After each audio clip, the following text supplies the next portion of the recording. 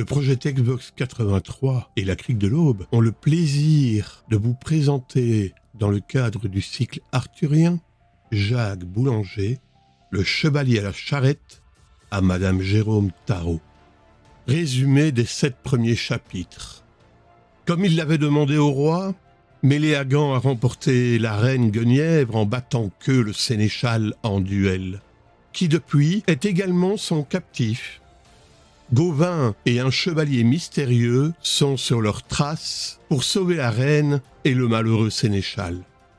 Une dame que nos 2 chevaliers ont rencontrée souhaite absolument savoir qui est ce chevalier mystérieux.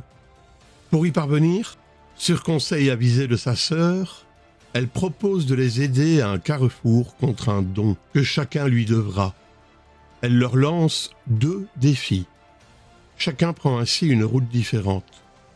La dame parvient à amener Lancelot dans un havre où ils passent tous 2 la nuit. Mais rien à faire, le cœur de Lancelot est pris et la dame ne sait toujours pas formellement qui est ce chevalier. Chapitre 8. À l'aube, elle revint dans la chambre de Lancelot. Il était déjà tout armé.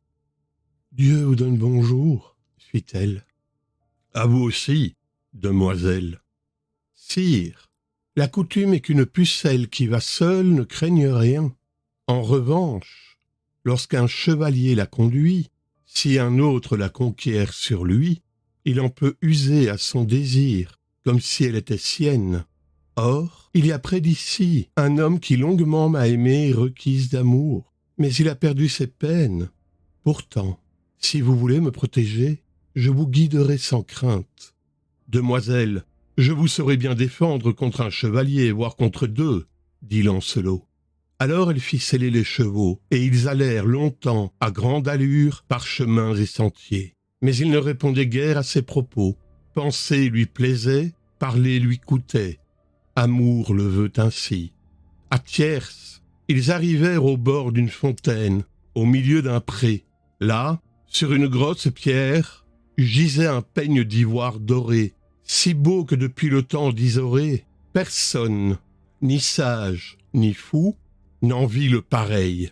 Qui l'avait oublié là? Je ne sais.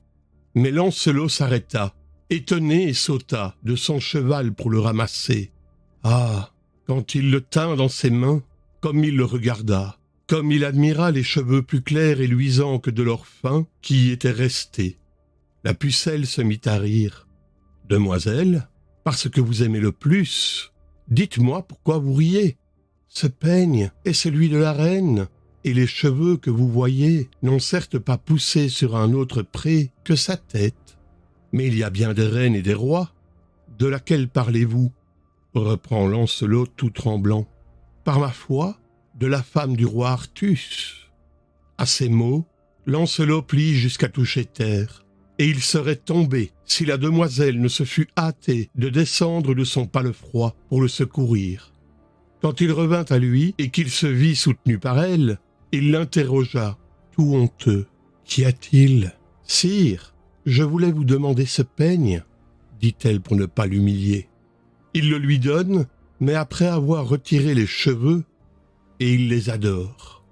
À la dérobée, il les porte à sa bouche, à ses yeux, à son front.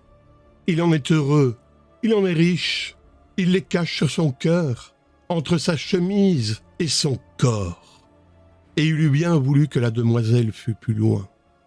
Mais il lui fallut se remettre en chemin avec elle, et ils chevauchèrent jusqu'au soir, qu'ils s'hébergèrent dans une maison de religion où on leur fit très belle chère.